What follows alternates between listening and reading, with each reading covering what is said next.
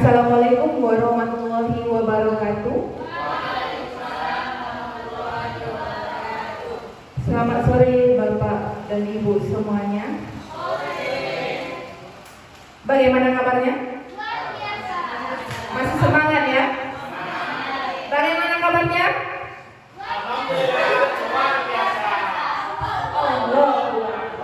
Baik, terima kasih. Pertama-tama marilah kita panjatkan puji dan syukur kita kehadiran Allah Subhanahu wa taala yang mana atas berkat rahmat dan karunia-Nya kita bisa berkumpul pada sore hari ini. Kemudian tidak lupa salawat dan berserta salam marilah kita kirimkan juga kepada junjungan kita yakni Nabi besar Muhammad sallallahu alaihi wasallam dengan mengucapkan Allahumma sholli ala Muhammad wa ala ali sayyidina Muhammad. Yang terhormat Bapak dan Ibu guru SMA Negeri 1 Lintauwo, sebelum kita memulai acara kita yang pada sore hari ini, saya ingin meminta kepada salah seorang Bapak guru kita agar memimpin doa agar proses kegiatan yang kita laksanakan sore hari ini agar bisa berjalan dengan lancar. Dimohonkan kepada Bapak Riki untuk memimpin doa.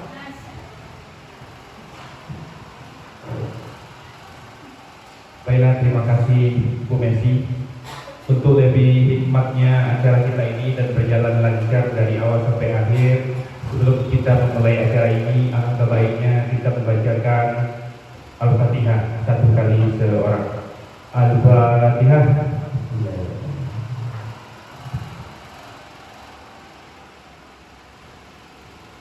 Amin amin ya robbal alamin. Mudah-mudahan dengan pembacaan Ibu Al-Quran tadi acara kita ini akan berlangsung dengan hikmat, tidak ada kendala satupun dari awal sampai akhir. Terima kasih. Wabillahi taufiq wal hidayah. Assalamualaikum warahmatullahi wabarakatuh. Ya, terima kasih kepada Bapak Riki yang sudah memimpin doa kita pada sore hari ini. Baiklah Bapak dan Ibu semuanya, kita akan langsung saja. Yang mana pada hari ini saya akan menyebarkan pemahaman saya diseminasi mengenai budaya positif. Sebelumnya perkenalkan, nama saya Messi Suhairi. Saya calon guru penggerak angkatan 9 dari Kabupaten Tanah Datar, Sumatera Barat. Ya, Bapak dan Ibu bisa melihat foto profil saya di depan. Ya. Bagaimana Bapak dan Ibu? Masya Allah. Ya, terima kasih Bapak dan Ibu. Ya. Sebelumnya, marilah kita mengingat kembali bagaimana pendidikan pada zaman kolonial, yaitu pada tahun 1854. Di sini kita masih bisa melihat bahwasannya proses pendidikan itu memang dirasakan oleh masyarakat Indonesia. Akan tetapi, apakah semuanya bisa mengecap pendidikan itu? Ya. Hanya orang-orang tertentu saja yang bisa merasakan. Dari kalangan yang memang berada, memang dipilih oleh orang-orang Belanda, dan tujuannya itu apakah memang untuk kepentingan kita atau kepentingan mereka? Kepentingan mereka. Kemudian muncullah secercah harapan pada tahun 1922 oleh Ki Hajar Dewantara dengan dibukanya Taman Siswa. Di sini tujuannya adalah bahwasannya Taman Siswa ini ditujukan untuk seluruh masyarakat Indonesia. Jadi seluruhnya berhak untuk mendapatkan pendidikan. Jadi tidak ada lagi perbedaan di sini. Mau kalangan atas, menengah ataupun kalangan bawah. Mau dia dari mana, asalnya dari mana, pokoknya semua wajib merasakan pendidikan. Jadi pendidikan dan pengajaran itu apa? Pendidikan dan pengajaran merupakan usaha persiapan dan persediaan untuk segala kepentingan hidup manusia, baik dalam hidup bermasyarakat maupun hidup berbudaya dalam arti seluas-luasnya. Jadi maksudnya di sini apa? Kita dipersiapkan, memang betul-betul kita lakukan suatu usaha, suatu persiapan, yaitu apa? Melakukan atau mengikuti proses pendidikan. Kita ikuti di situ. Tujuannya apa? Untuk bagaimana kita ke depannya? Siapkah kita untuk menghadapi tantangan ke depannya? Jadi itu yang dimaksud dengan arti yang seluas-luasnya. Kedepannya kita tidak tahu bagaimana Bapak dan Ibu. Makanya kita harus mengejar pendidikan ini. Kemudian Bapak dan Ibu, Ki Hajar Dewantara mengibaratkan kita sebagai seorang pendidik itu adalah seorang petani atau tukang kebun. Kemudian untuk anak-anak itu diibaratkan sebagai sebuah biji tumbuhan yang mana dia akan disemai dan ditanam oleh petani tersebut. Nah, maksudnya di sini apa? Kita sebagai pendidik harus menuntun, harus membimbing anak kita sesuai dengan keadaannya agar dia bisa nanti tumbuh dan berkembang sesuai dengan yang dibutuhkan, sesuai apa yang ingin dia capai. Kalau kita ibaratkan kepada seorang petani ini, dia menanam biji. Nah, bijinya yang dia tanam pasti akan dia rawat, bukan? Iya. Kalau seandainya bijinya itu tidak diberi pupuk, tidak diberi air, tidak disiram, apakah dia akan tumbuh dengan baik? Tidak. Begitu juga dengan anak-anak kita, begitu juga dengan murid-murid kita. Kalau kita tidak kita bimbing, tidak kita tuntun, dia tidak akan bisa tumbuh dengan baik. Nah, kemudian relevansi pemikiran Ki Hajar Dewantara dengan transformasi pendidikan saat ini. Sesuai dengan filosofi Ki Hajar Dewantara adalah tentang filosofi perubahannya. Nah, filosofi perubahannya ini apa? Meliputi apa saja? Yang pertama adalah kodrat keadaan. Kodrat keadaan ini yang mana? Yaitu sesuai dengan kodrat alam dan kodrat zamannya. Kalau kodrat alam itu lingkungan di sekitarnya. Kalau kodrat zaman sesuai dengan zaman saat ini. Misalnya anak-anak sekarang jarang atau tidak ada yang tidak memiliki handphone. Itu salah satu contohnya. Tentu kita sebagai pendidik harus mengikuti perkembangan zaman. Bukan hanya untuk chatting-chattingan, bukan hanya untuk video call, tapi handphone yang dia punya itu bisa kita gunakan dalam proses pembelajaran. Contohnya dengan menggunakan aplikasi-aplikasi yang begitu banyak sekali. Jadi makanya di sini tergantung kita lagi apakah kita guru yang kreatif, inovatif atau tidak. Tanyakan kepada diri kita. Yang kedua adalah prinsip melakukan perubahan yang terbagi menjadi tiga, ada kontinuitas, konvergensi, dan konsentris. Kalau kontinuitas ini adalah perubahan yang secara berulang-ulang dan berkesinambungan. Jadi ini dilakukan secara terus-menerus. Kemudian yang konvergensi ini adalah kita bisa melakukan perubahan mengambil dari lingkungan luar, dari berbagai lingkungan sesuai dengan keadaan kita. Mana yang cocok dengan kita ambil. Kalau tidak cocok ya jangan kita ambil. Kemudian yang ketiga adalah konsentris. Nah, konsentris ini adalah sesuai dengan kepribadian kita sendiri. Nah, mana yang cocok jawab, mana yang cocok dengan kita, ya itulah yang kita gunakan. Kita lakukan perubahannya. Kemudian yang ketiga yaitu apa yang berubah. Yang berubah di sini adalah budi dan pekertinya. Kalau budi itu dia meliputi cipta, rasa, karsa, dan pekerti itu meliputi tenaga atau raganya. Sampai di situ, bagaimana Bapak dan Ibu? Apakah jelas dengan pemaparan materi saya? Alhamdulillah. Nah, jadi Bapak dan Ibu bisa melihat di depan apa sih relevansi filosofi Ki Hajar Dewantara dengan pendidikan. Jadi di sini yang dimaksud dengan relevansi filosofi Ki Hajar Dewantara dengan pendidikan adalah keharusan untuk memandang anak dengan rasa hormat dan semuanya itu harus berorientasi penuh pada murid. Orientasi penuh pada murid di sini maksudnya apa? Yang berdiferensiasi sesuai dengan kebutuhan anak kita. Kita lihat gaya belajarnya. Gaya belajar ada tiga, ada audio, visual, dan kinestetik. Kita lihat ketiganya itu. Kita sesuaikan di sana. Sesuai dengan azas sama siswa yaitu bebas dari segala ikatan, dengan suci hati mendekati sang anak, kemudian tidak untuk meminta suatu hak, namun untuk menghamba pada anak. Menghamba di sini bukan kita menghambur-hamburkannya, tapi kita melihat bagaimana anak itu. Kita ikuti prosesnya, kemudian kita lihat dia di mana dia gaya belajarnya. Nah, tujuan dari pendidikan tadi apa? Yang telah kita bahas tadi, yaitu endingnya yaitu menciptakan murid yang memiliki profil pelajar Pancasila.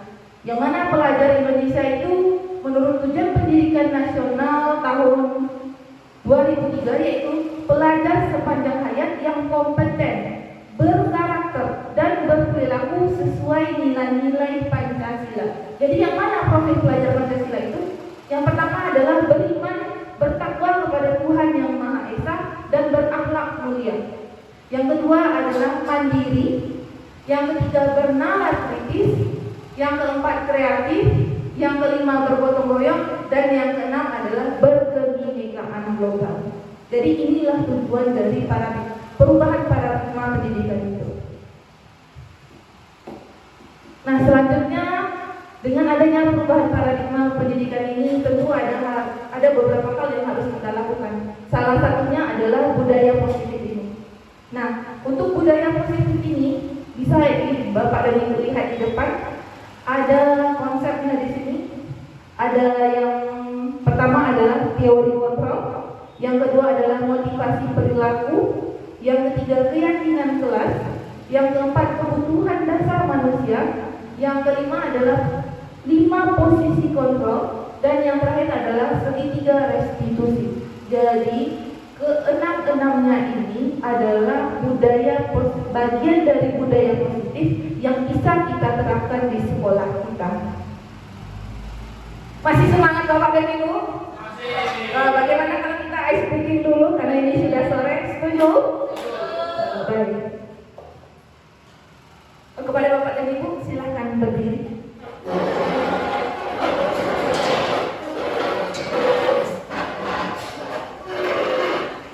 Kita minta kepada Ibu Haryati agar memimpin ke depan.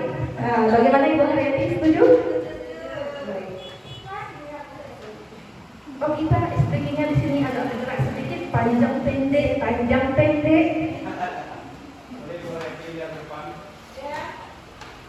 Kita mulai ya Bapak dan Ibu.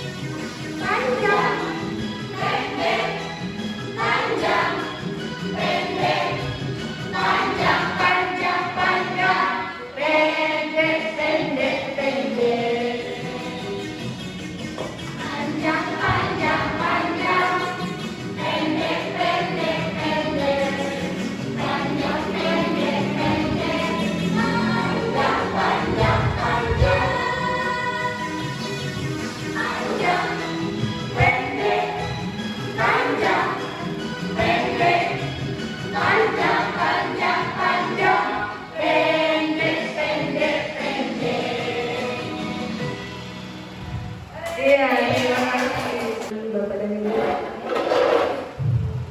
Bagaimana Bapak dan Ibu, sudah hilang ngantuknya? Sudah. Baik Bapak dan Ibu, kita lanjutkan. Yang pertama adalah mengenai teori kontrol. Yang mana untuk teori kontrol ini ada 4 miskonsepsi yang dimunculkan di sini. Yang pertama adalah ilusi guru mengontrol murid. Maksudnya di sini apa? Bahwasanya guru itu bisa mengendalikan dan meminta murid itu sesuai dengan kehendaknya. Sebenarnya itu tidak baik, Bapak dan Ibu. Kita tidak bisa mengontrol orang lain kecuali diri kita sendiri. Yang kedua adalah ilusi bahwa semua penguatan positif efektif dan bermanfaat. Semua penguatan itu memang bersifat positif, tapi tidak semuanya itu efektif untuk dilaksanakan. Jadi tidak semuanya itu positif dan tidak semuanya itu efektif, tergantung keadaannya. Kemudian yang ketiga adalah bahwa kritik dan membuat orang bersalah dapat menguatkan karakter. Ini miskonsepsi tentang teori kontrol. Bahwasannya kritik dan membuat orang bersalah itu dapat menguatkan karakter. Malahan terkadang dengan kita memberikan kritik, kemudian membuat orang merasa bersalah, itu bisa membuat karakter kita down. Yang keempat adalah ilusi bahwa orang dewasa memiliki hak untuk memaksa. Jadi kita di sini Bapak dan Ibu tidak bisa memaksakan kehendak kita kepada murid kita. Apa yang kita mau tidak bisa kita tuntut kepada murid kita. Kemudian selanjutnya adalah kita harus merubah paradigma stimulus respon kepada pendekatan teori kontrol. Maksudnya di sini apa? Kita ubah stimulus respon kita menjadi teori kontrol. Contohnya di sini apa? Realitas tentang kebutuhan kita itu sama. Padahal untuk teori kontrolnya adalah kebutuhan kita itu berbeda. Antara saya dengan Ibu Yoni itu kebutuhannya tidak akan sama. Begitu juga dengan murid kita. Antara Adi dengan si Adi juga tidak akan sama kebutuhannya. Jadi kita harus merubah ini paradigma ini. Yang kedua adalah semua orang melihat hal yang sama. Padahal setiap orang itu memiliki gambaran yang berbeda. Contoh, Ibu Lia melihat saya, kemudian Ibu Silvi juga melihat saya. Yang Ibu lihat saya, belum tentu dia melihat wajah saya. Bisa jadi dia melihat jilbab saya. Begitu juga dengan Ibu Silvi, melihat saya belum tentu juga dia melihat jilbab yang saya pakai. Bisa jadi dia melihat mic yang sedang saya pegang. Begitu kan Bapak dan Ibu? Iya. Kemudian kita mencoba mengubah orang agar berpandangan sama dengan kita. Padahal kita hanya berusaha memahami pandangan orang lain tentang dunia. Di sini siapa yang bisa menjelaskan maksudnya ini apa? Kita mencoba mengubah orang agar berpandangan sama dengan kita. Padahal teori kontrolnya adalah kita berusaha memahami pandangan orang lain tentang dunia. Iya, bisa Bapak Tony bagaimana? Terima kasih untuk yang nomor 2. Kita mencoba untuk mengubah orang agar berpandangan yang sama dengan kita. Sama waktu kita tampil waktu berdiskusi, kita menyampaikan arahan kita, apa yang kita anggap benar, kita sampaikan kepada orang lain, bahwa apa informasi yang kita sampaikan itu adalah benar. Sehingga kita mencoba mengarahkan pandangan orang lain bahwa mereka harus menerima informasi yang saya sampaikan itu benar. Sementara untuk teori kontrolnya, kita berusaha untuk memahami orang lain dengan jalan pikirannya, dengan cara memahaminya dan sebagainya. Sehingga walaupun kita menyampaikan apa yang kita sampaikan, tetapi kita tetap memahami orang tersebut mempunyai pandangan tersendiri terhadap informasi yang kita sampaikan. Terlebih dan kurang, mohon maaf. Terima kasih. Assalamualaikum warahmatullahi wabarakatuh. Waalaikumsalam. Beri tepuk tangan untuk Bapak Tony. Penjelasan yang begitu luar biasa. Selanjutnya adalah perilaku buruk dilihat sebagai suatu kesalahan. Di sini Bapak dan Ibu, kita akan menemui berbagai karakter dari murid-murid kita. Jadi perilaku yang dilakukan ataupun yang dimunculkan oleh murid-murid kita tidak bisa mengatakan bahwa itu adalah satu kesalahan yang dia lakukan. Akan tetapi kita harus merubah ke teori kontrol bahwasannya apa yang dia lakukan itu memiliki suatu tujuan. Makanya kita harus bertanya dulu kepada anaknya. Jangan langsung kita mencap, oh dia begini, oh dia begitu. Kita tidak bisa seperti itu. Jadi kita lihat dulu apa tujuannya itu. Kemudian yang selanjutnya adalah orang lain bisa mengontrol saya. Ini maksudnya di sini adalah orang lain itu bisa mengendalikan saya. Padahal hanya diri kita sendirilah yang bisa mengontrol diri kita. Tidak ada orang lain. Ini teori ini yang harus kita terapkan. Yang selanjutnya, saya bisa mengontrol orang lain. Padahal mengontrol diri sendiri, ya saya sendiri. Bagaimana saya mengontrol orang lain? Jadi kita ubah bahwasannya saya tidak bisa mengontrol orang lain. Selanjutnya, pemaksaan ada pada saat tujuan gagal. Sedangkan teori kontrolnya adalah kolaborasi dan konsensus menciptakan pilihan-pilihan baru. Nah, saya di sini ingin mendengarkan pendapat dari Bapak Riki. Bagaimana ini? Bismillahirrahmanirrahim. Terima kasih Ibu Messi. Pada kesempatan ini saya akan menjelaskan yang terakhir itu pemaksaan ada pada saat rujukan gagal.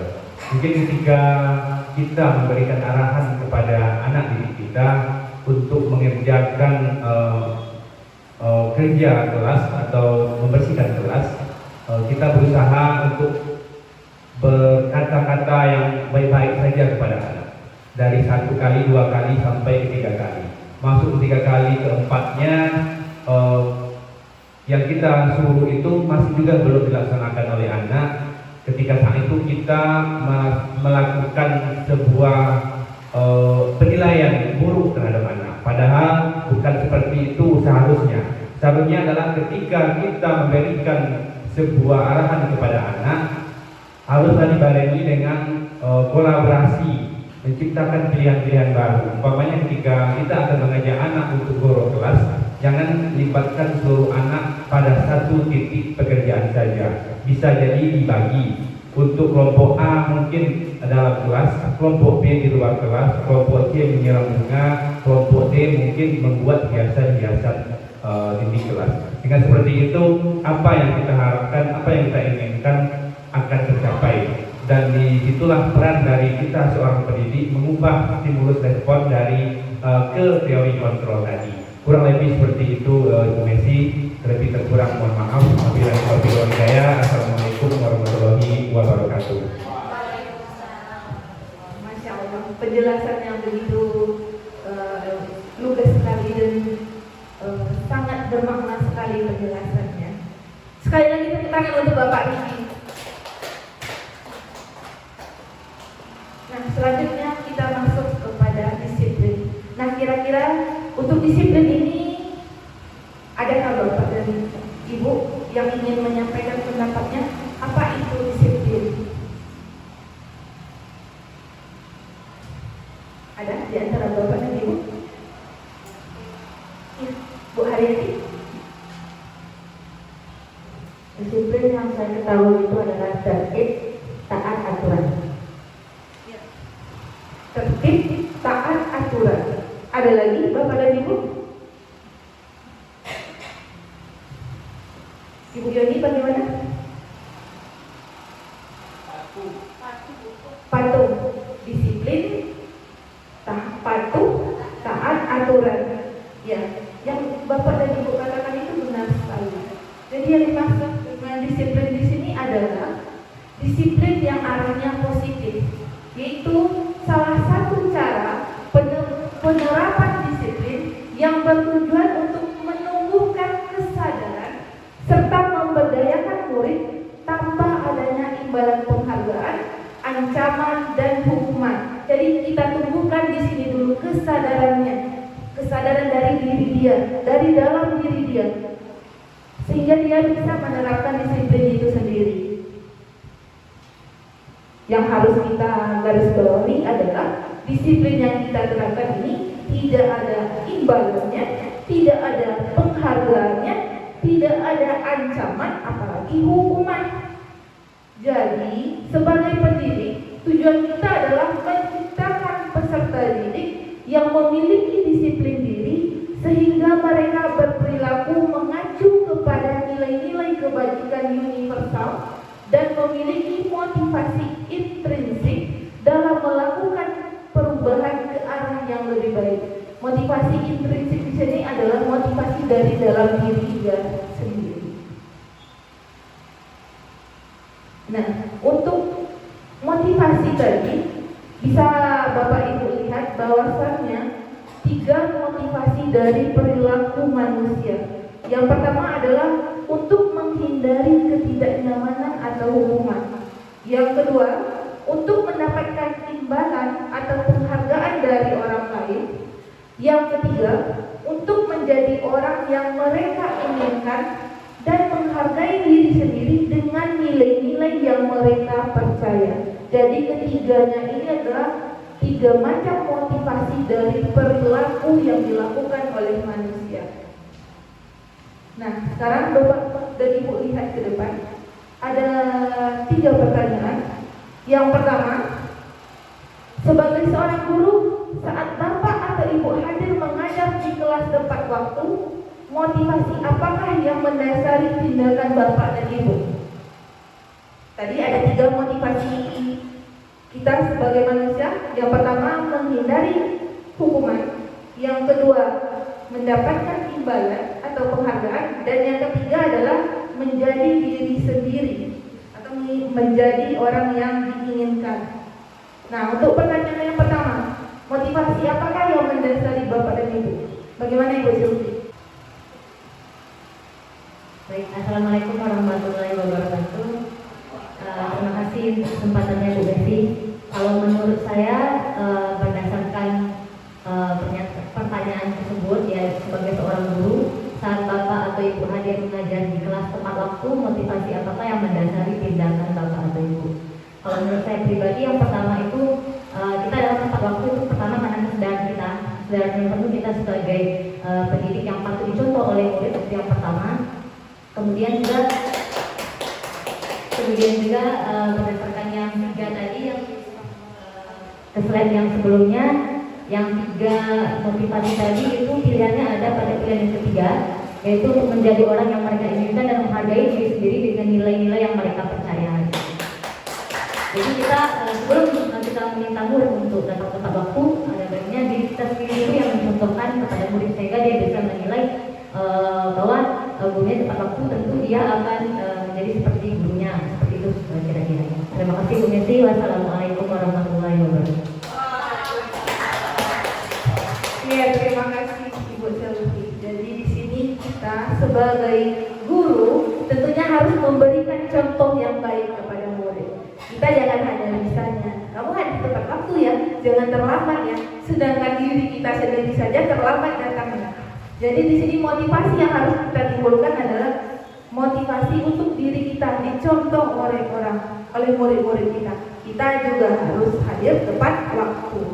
Pertanyaan yang kedua, bila di sekolah Bapak atau Ibu tidak ada peraturan yang mengharuskan guru datang tepat waktu dan tidak ada teguran bagi guru yang terlambat dan tidak ada atasan yang memuji, apakah Bapak atau Ibu datang tepat waktu untuk mengajar murid? Nih, siapa ya? Oh, Ibu Fitria, ya, bagaimana? Ibu Fitria? Baiklah, terima kasih Ibu Messi.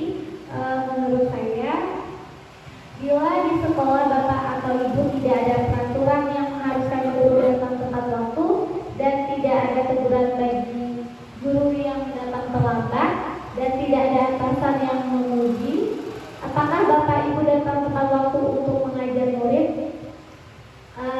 Tentu saja guru harus datang tepat waktu karena memenuhi tanggung jawabnya sebagai seorang guru, di mana harus mengajar tepat pada pukul 07.30 di sekolah kita.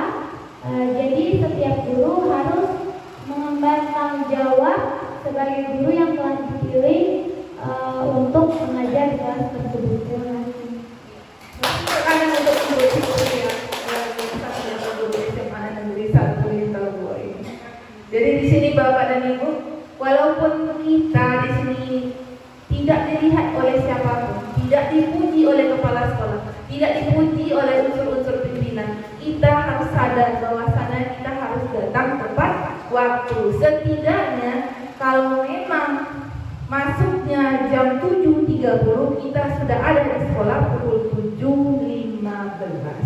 Pertanyaan yang ketiga, menurut Bapak dan Ibu, dari ketiga motivasi tersebut, manakah yang paling banyak mendasari perilaku murid-murid kita? Ya, siapa di sini Bapak dan Ibu yang menjawab? Siapa? Oh, Ibu Angelita.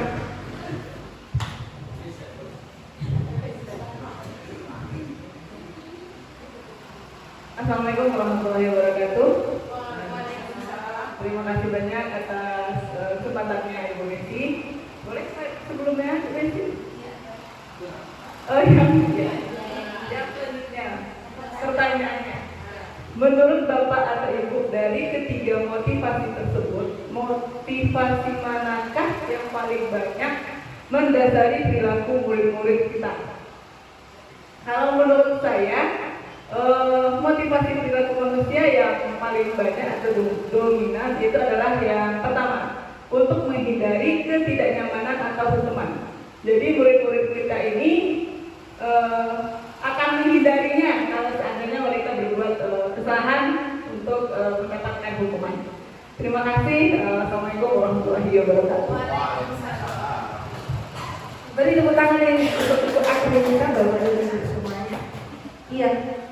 Saya sendiri pun masih melihat di sini bahwasannya motivasi yang paling banyak kita temukan dari murid-murid kita adalah menghindari hukuman. Dia datangnya tepat waktu, itu tidak datang dari diri dia sendiri, tapi hanya ingin takut kalau nanti dia terlambat dan dicatat namanya. Nah, itu yang mendasari. Jadi Bapak dan Ibu, di sini dapat kita simpulkan bahwasannya kita sebagai guru harus memiliki motivasi yang muncul dari diri kita sendiri agar bisa dicontoh oleh murid-murid kita. Selanjutnya, keyakinan kelas. Nah, kenapa kita menyebutnya keyakinan kelas? Bukan peraturan kelas.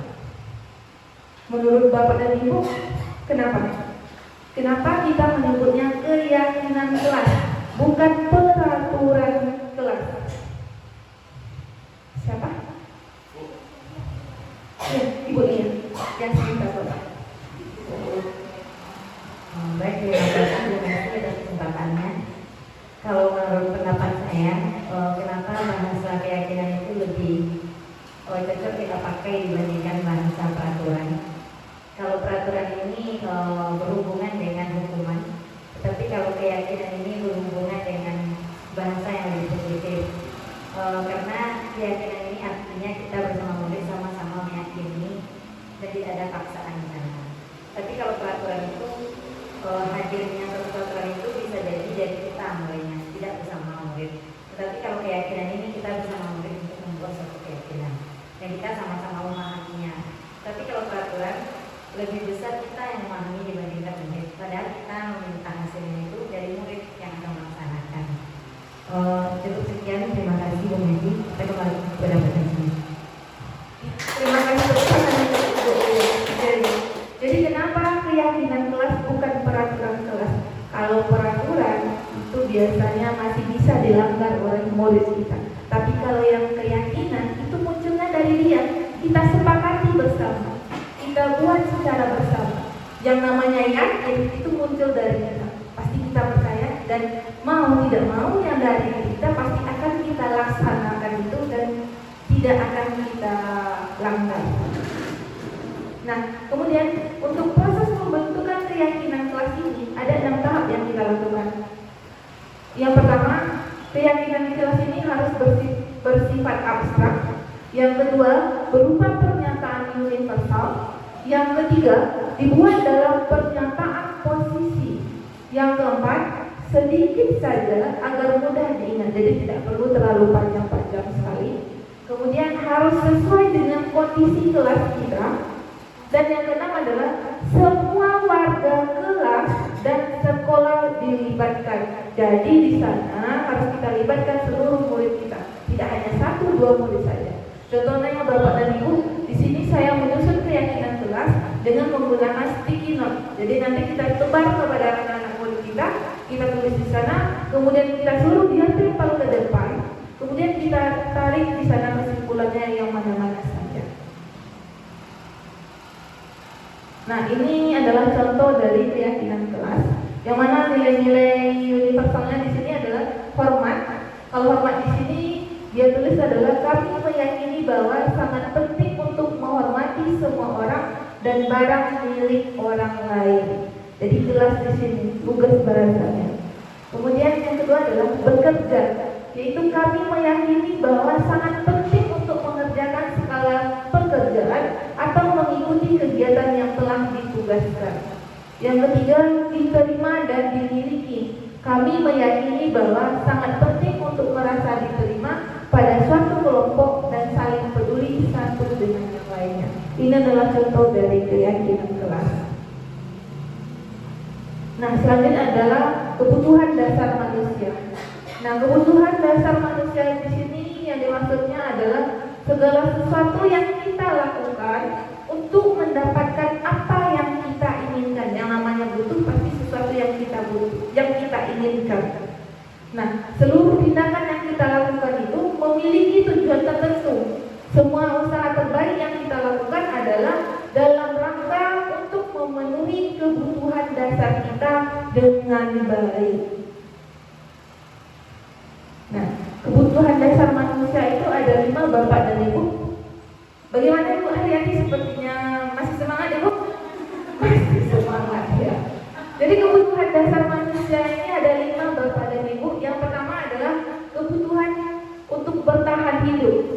Kalau bertahan hidup ini pasti hubungannya adalah dengan makanan, pakaian, tempat tinggal, kesehatan, dan keamanan. Kalau kita tidak sehat, tidak ada makanan, apakah kita masih bisa bertahan hidup, Bapak dan Ibu? Tidak. Kemudian yang kedua adalah kasih sayang. Semua orang pasti ingin disayang, betul tidak? Betul. Iya. Kita pasti ingin merasakan rasa diterima, bisa berbagi, bekerja sama, dan menjadi bagian dari kelompok. Yang ketiga adalah kesenangan. Kesenangan di sini adalah kebutuhan untuk bisa bermain, memiliki rasa humor, antusiasme, dan tertawa. Kalau tidak ada tertawa dalam sehari mungkin kita akan cemberut saja. Tidak ada warna dalam hidup kita. Ya. Iya, Bapak Ibu. Kalau saya dalam belajar, Bapak dan Ibu memang tidak tegang. Pasti ada bagian-bagian ketiga. Ada saatnya kita serius, bercanda, kemudian ada tertawanya dengan anak-anak. Kalau Bapak dan Ibu bagaimana? Sering tertawa. Sering tertawa, iya. Oh, kalau Ibu sering menangis. Wah, ini sepertinya sudah curhat tadi ya Bapak dan Ibu. Oh, sering menangis akan kesuksesan anaknya. Ya, luar biasa. Saya kira sering menangis karena tingkah laku anaknya. Mudah-mudahan tidak ya, Ibu ya.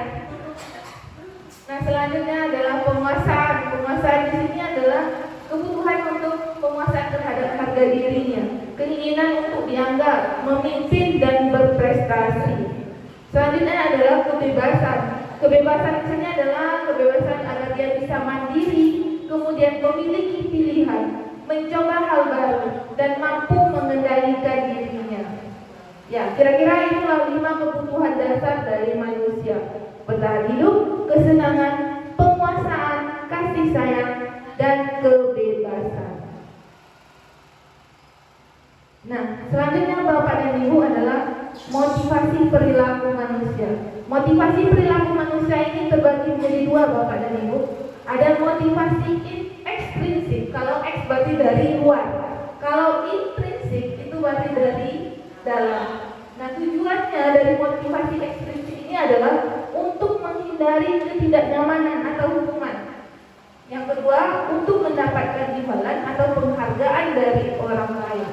Kalau motivasi intrinsik itu untuk menjadikan orang yang mereka inginkan dan menghargai diri sendiri dengan nilai-nilai yang mereka punya. Tadi ada 3 motivasi. Jadi 2 di antara 3 masuk ke dalam motivasi ekstrinsik dan satunya lagi motivasi intrinsik. Nah, selanjutnya adalah perbedaan antara hukuman, konsekuensi, dan restitusi. Nah, untuk hukuman itu biasanya terjadi secara tiba-tiba. Murid tidak tahu apa yang akan terjadi atau dia tidak dilibatkan. Kemudian hukuman ini dia bersifat satu arah, datangnya dari guru. Ya. Kemudian dia bisa berupa hukuman fisik ataupun psikis. Sedangkan untuk konsekuensi itu dia terencana dan disepakati sesuai dengan peraturan. Kemudian murid tetap dibuat tidak nyaman dan sikap guru selalu memonitor murid. Kalau restitusi itu adalah proses menciptakan kondisi bagi murid untuk memperbaiki kesalahan, dan prosesnya itu dilakukan secara kolaboratif yang mengajarkan murid untuk mencari solusinya sendiri. Jadi itulah perbedaan antara hukuman, konsekuensi, dan restitusi. Nah, di sini Bapak dan Ibu bisa lihat ada tabel di sini mana nanti yang antara hukuman atau konsekuensi yang bisa menciptakan identitas gagalkah dia atau identitas sukses atau berhasilkah dia di sini. Bapak dan Ibu bisa lihat kalau hukuman itu arahnya negatif. Iya tidak? Betul tidak? Betul. Kemudian kalau identitas berhasil itu ada 2, ada sanksi atau konsekuensi, kemudian ada restitusi. Kalau sanksi dan konsekuensi ini itu arahnya sifatnya itu adalah netral, di tengah-tengah dia. Kalau restitusi itu positif. Jadi inilah perbedaan dari hukuman, sanksi, dan restitusi. Bisa Bapak Ibu lihat di depan? Jelas?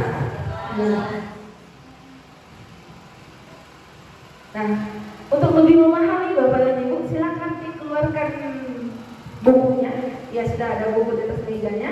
Silakan Bapak dan Ibu isi ini hukuman atau konsekuensi.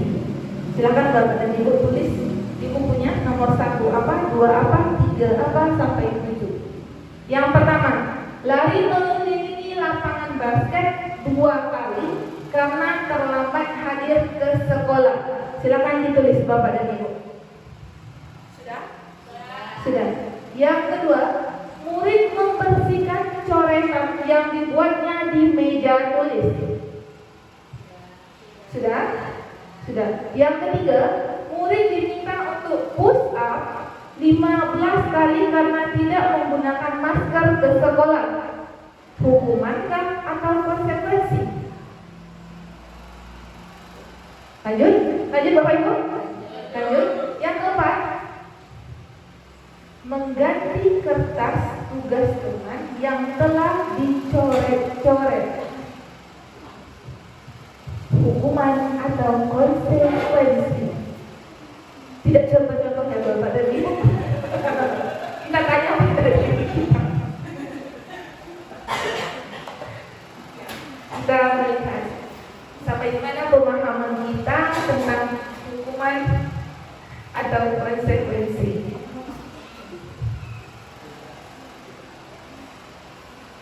Selanjutnya yang keenam, yang kelima lagi. 5 dengan Bapak dan Ibu? 5. Yang kelima, duduk di lantai karena tidak membuat PR. Silakan dibuat Bapak dan Ibu.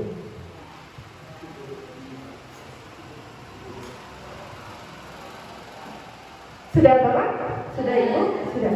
Yang keenam, berdiri di depan kelas sambil mengangkat satu kaki karena tidak bisa menjawab pertanyaan.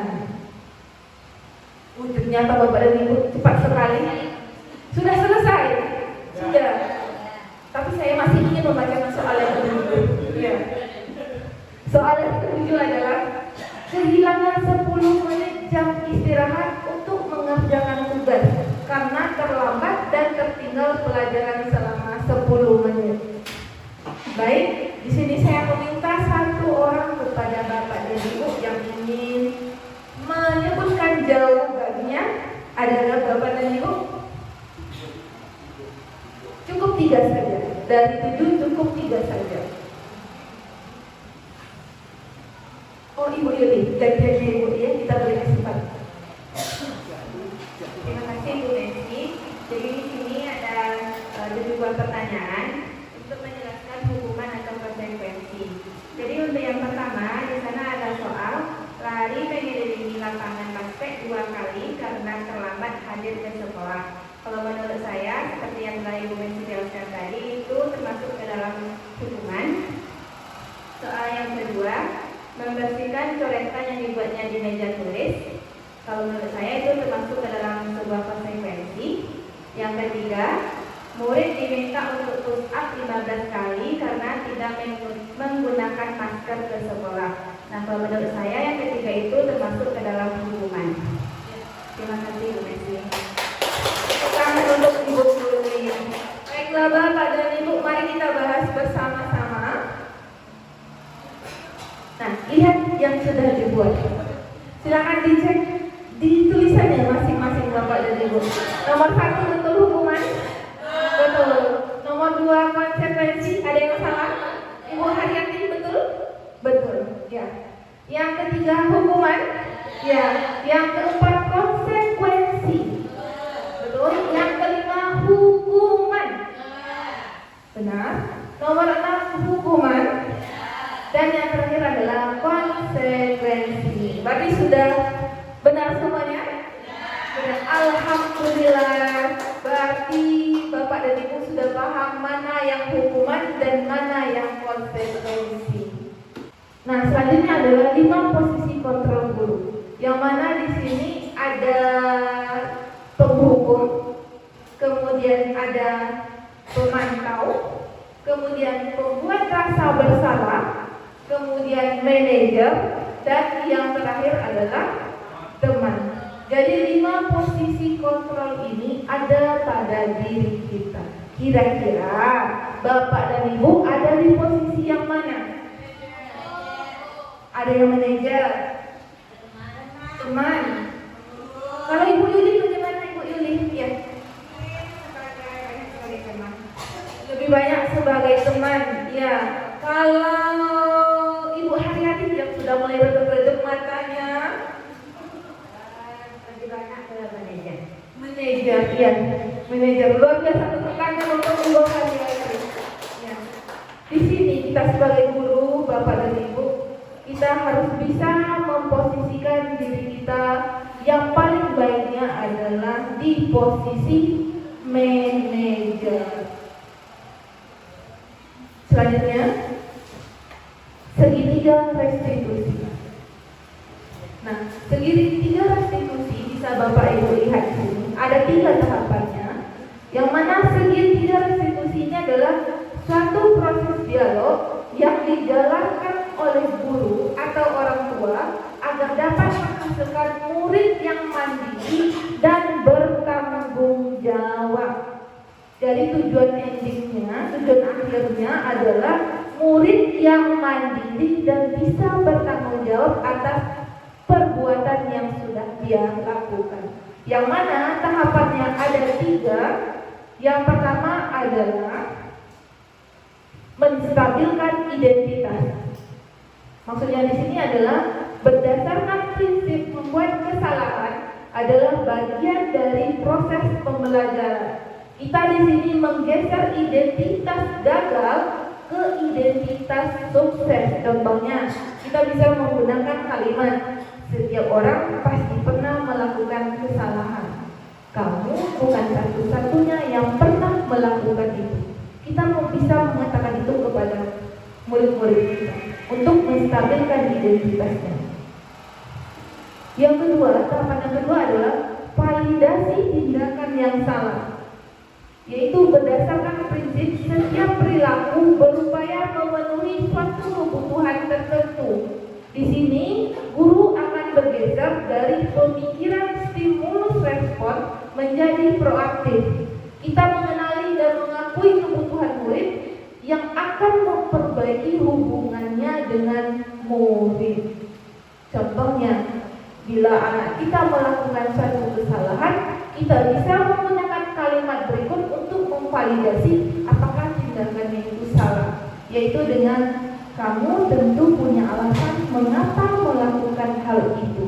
Kita bisa gunakan kata-kata yang lainnya, kalimat-kalimat yang lainnya yang bisa menyentuh anak kita.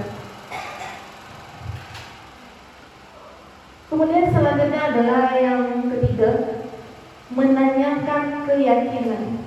Murid akan diberi pertanyaan-pertanyaan bermakna untuk memunculkan motivasi secara intrinsik, motivasi dari dirinya, mampu mengaitkan keyakinannya dengan tindakan yang salah. Contohnya, keyakinan kelas apa yang sudah kita sepakati. Ini contohnya misal murid kita ada yang terlambat datangnya, terlambat dia masuk kelasnya, padahal kita sudah ada keyakinan kelas kita. Jadi Bapak dan Ibu bisa kita tanyakan kepada anak kita, keyakinan kelas apa yang sudah kita sepakati. Sampai di sana bagaimana Bapak dan Ibu sudah paham dengan segitiga restitusinya? Insya Allah. Karena Ibu Haryati sepertinya sudah mulai oyong-oyong. Mari kita minta, saya tahu bahwa Ibu Haryati ini adalah salah satu guru BK yang sangat kreatif dalam memberikan explication-nya. Mari kita minta kepada Ibu Haryati untuk memberikan explication-nya ke depan. Kepada Ibu dipersilakan.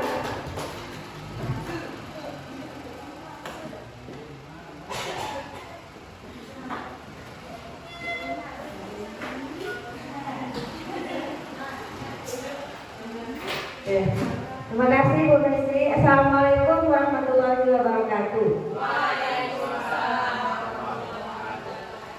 Tadi diminta untuk SPG kita, SPG-nya Marina menari di atas menara ya. Sana berdiri Bapak Ibu. Jadi dia tiga kalimat. Yang pertama, Marina pegang dadanya. Menarinya seperti ini tangannya. Di atas begini ya, maaf. Menara, ulang lagi ya. Marina menari di atas menara, di atas menara. Marina menari. Itu satu. Yang kedua lagi. Marina menyanyi di kanan menara, di kanan menara. Marina menyanyi ya. Yang kedua itu. Yang ketiga lagi. Marina menanti di kiri menara, di kiri menara. Marina menanti. Bisa ya? Semua saya lagi ya. Sama-sama. 1, 2, 3. Marina menari di atas menara, di atas menara. Marina menari, Marina menyanyi di kanan menara, di kanan menara. Marina menyanyi, Marina menanti di kiri menara, di kiri menara. Marina menanti. Terima kasih Bu. Biasa Ibu Haryati. Tepuk tangan sekali lagi untuk Ibu Haryati, Bapak dan Ibu semuanya. Nah, jadi Bapak dan Ibu,